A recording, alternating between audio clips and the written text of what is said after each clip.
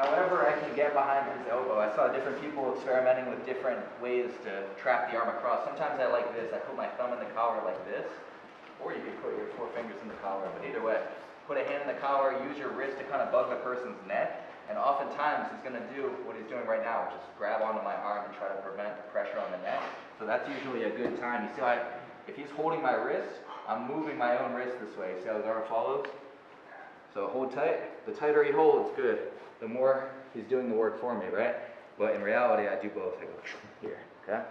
Boom, catch the wrist, hold the elbow, modify my mount. I'm pushing and pulling, but at the same time, I'm a little bit like pulling him backwards towards me.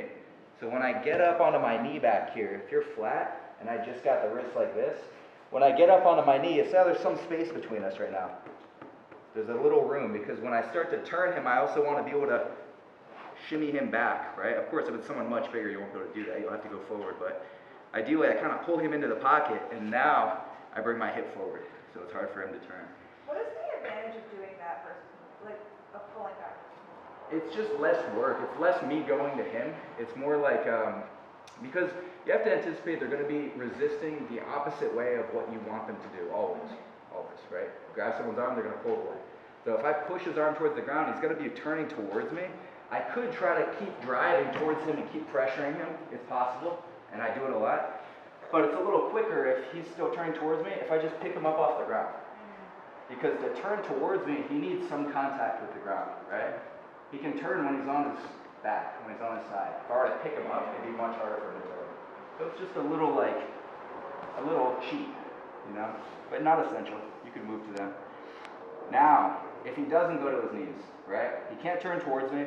If he decides not to turn belly down, which, you know, defensively, you could turn belly down, but you better turn quick and don't stop turning, right? If you're going to defend this position. But most people will just go belly down, get to their knees, and start getting up. That's why the hooks are so easy, right?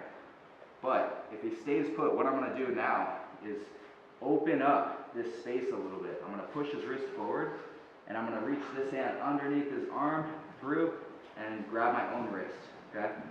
This is really just kind of like, this is actually a Kimura grip. If you guys look, I'm making a Kimura grip on his arm, but I have his head in here too.